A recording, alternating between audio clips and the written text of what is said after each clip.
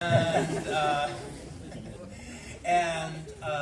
Pierre asked me, he said, well, Quentin, what's the first film that you remember as a young man that maybe influenced the dialogues that you eventually ended up writing? Ce film, j'avais un dîner avec Pierre Tian et quelques autres intellectuels français, et Pierre m'a posé la question, quel est le premier film dont tu te souviens, mais dont tu te souviens qu'il ait pu influencer ta façon d'écrire et la manière dont, ensuite, comme on sait que tu écris, d'où ça vient? And I didn't even hesitate. High School Confidential. Et j'ai eu aucune hésitation, j'ai dit High School Confidential. And in fact, I remember watching this in a local television in Los Angeles. And it was like on a Saturday, maybe I was about 12, and it was on Saturday at midnight, and I was watching it, not knowing really what I was seeing, and then all of a sudden, I don't think I'd ever really paid attention to dialogue before. I paid attention to jokes, but not dialogue.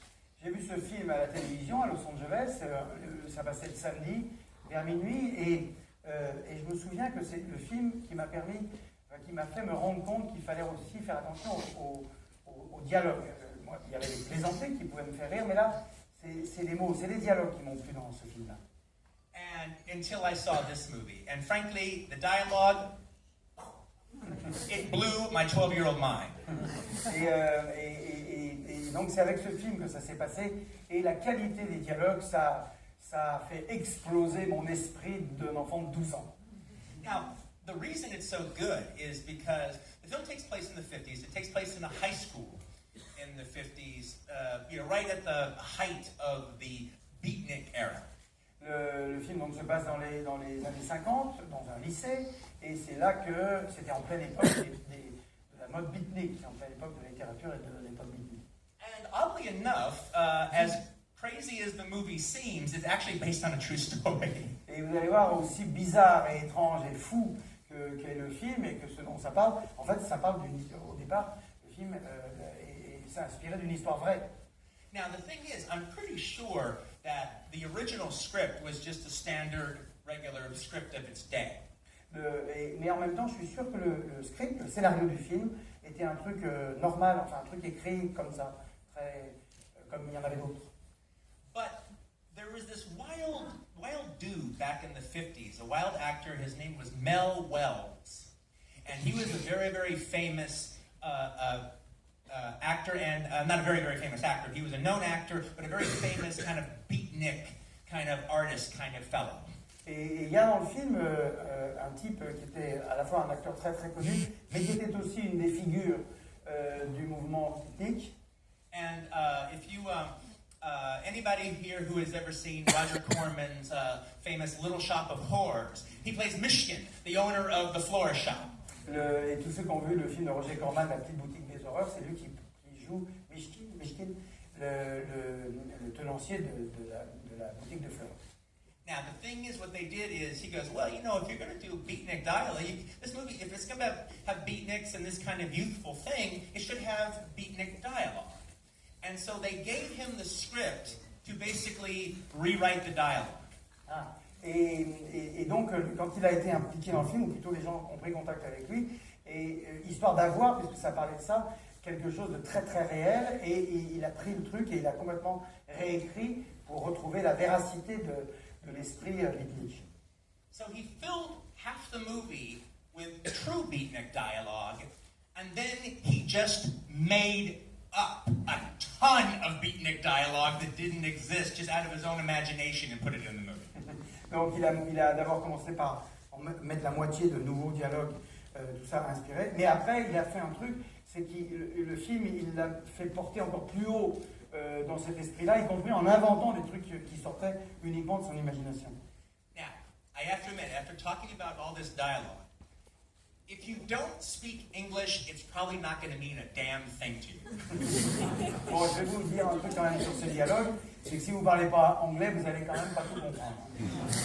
Because just to relate what they're actually trying to say won't mean anything. It's the crazy, made-up poetry of it in English that makes it work. Parce que parfois, c'est pas tant ce que ça veut dire que la façon dont c'est dit, avec cette espèce de musique et d'esprit très très particulier, mais de la langue anglaise.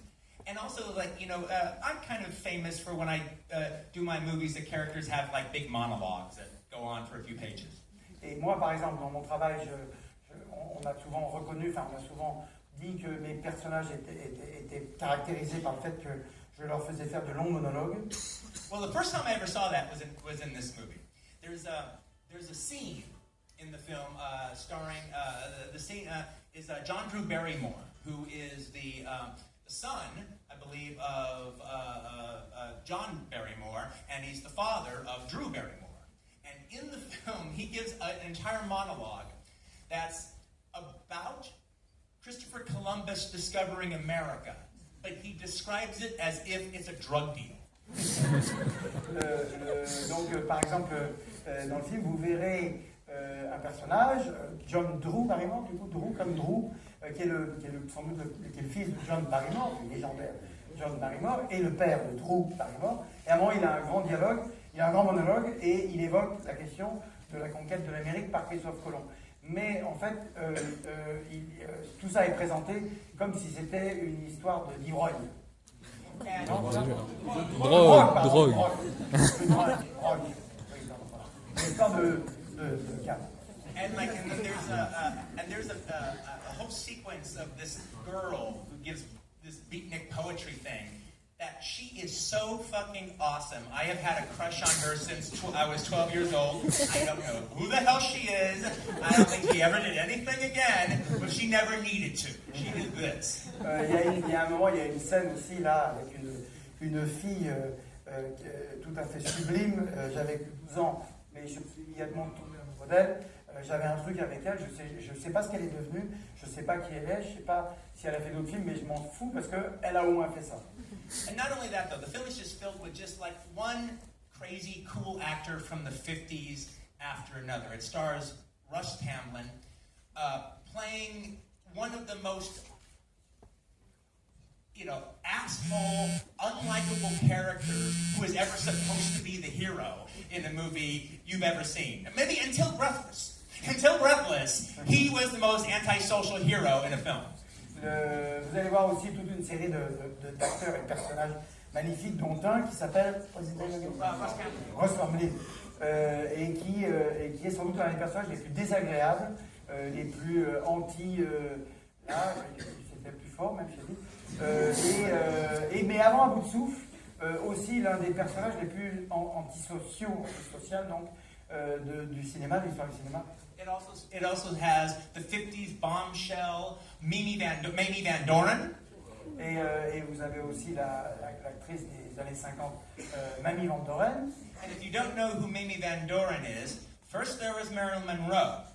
Then there was Jane Mansfield, who was the cheap version of Marilyn Monroe. Mamie Van Doren was the cheap version of Jane Mansfield. Et si vous ne savez pas qui est Mamie Van Doren, eh ben, imaginez Marilyn Monroe. Avant Marilyn Monroe, il y avait Jane Mansfield qui était un petit peu la version un peu bon marché de Marilyn Monroe. Ben, Mamie Van Doren, c'était la version bon marché de Jane Mansfield. But also it has the great Jackie Coogan, who you might remember as the little boy in Chaplin's The Kid, and later Uncle Fester on The Addams Family. He's in the film. Et vous verrez également le petit Jackie Coogan, vous vous souvenez du Kid, donc du Kid de Chaplin, vous verrez dans le film. Sidney Chaplin, who I think is either Chaplin's son or his brother. Son, non? Son, I think. Son, yeah. Et vous verrez aussi Sidney Chaplin, le fils de Chaplin, qu'on voit beaucoup dans les bonus dont Serge Bromberg et surtout Gianluca Farinelli montrent, Sidney Chaplin. And Michael Landon, who would later be the star of I Was a Teenage Werewolf and then Little Joe on Bonanza. Et surtout Michael Landon, que vous voyez dans Bonanza, dans what? Michael Landon, Bonanza. Non, Bonanza, I Was a Teenage Werewolf. C'est le loup-garou de... J'étais un teenager loup-garou. We want to see that.